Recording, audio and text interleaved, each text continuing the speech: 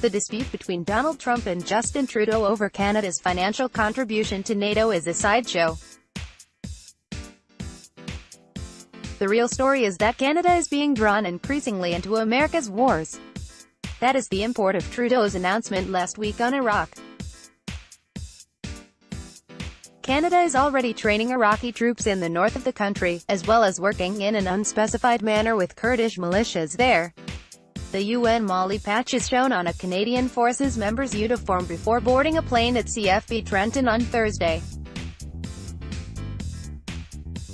The soldiers are heading to Mali for Operation Presence, the military operation to support the United Nations peace mission. Lars Hagberg, the Canadian press Wednesday's announcement commits Ottawa to running a new NATO training mission in Baghdad. The job of about half of the 250 Canadians sent on this mission will be to provide force protection, that is trying to prevent other soldiers from being blown up in the streets by militants. All in all, Trudeau's Liberal government has authorized the deployment of up to 850 Canadian soldiers in Iraq to work in various training missions, as well as provide air transport and medical services to others in the US-led coalition against Daesh terrorists. Keep in mind that this is all taking place in the context of a conflict that Canada worked hard to avoid when the US first invaded Iraq in 2003, article continued. Bellois, the time, then Liberal Prime Minister Jean Chrétien was lauded for keeping Canada out of a war that destroyed Iraq and led to the formation of armed terror groups like Daesh. But now, quietly, we are being drawn back in. Former Conservative Prime Minister Stephen Harper was roundly condemned when he first sent Canadian troops into Iraq 4 years ago. By contrast, Trudeau seems to be getting a pass. Nor does the Liberal government face much opposition to its extraordinary military decision to place so-called peacekeepers in Mali. Technically, this is a United Nations mission aimed at brokering peace between various armed factions. But the real aim of the Mali operation is counter-terrorism. There is no peace to keep. In this case, the French are the most visible leaders of the counter-terror coalition.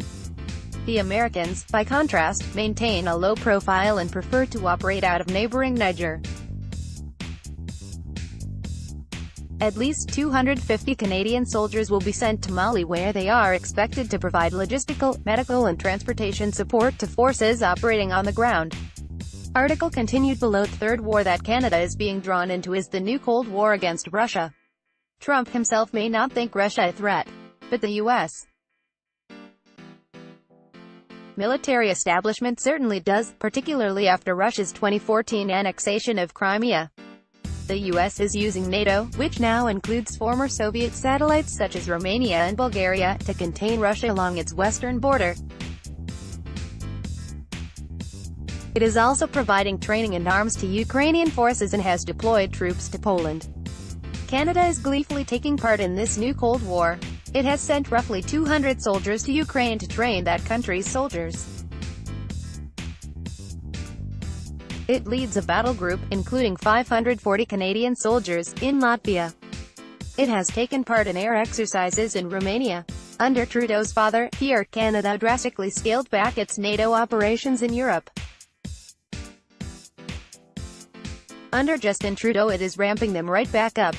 The current Prime Minister has dismissed Trump's demands that Canada and other NATO members spend at least 2% of their entire economic output on defense, and rightly so. For Canada, that sum amounts to roughly $44 billion, $5 billion more than the federal government spends on Medicare each year. But regardless of percentages, Canada continues to wholeheartedly support America's military agenda, in the Middle East, Africa and Europe. Trudeau says Canada is fulfilling its international obligations. In a way, he's right. By and large, Canada is doing everything the U.S. wants. Surely that's enough. Thomas Walkom is a Toronto-based columnist covering politics. Follow him on Twitter, @TomWalkom.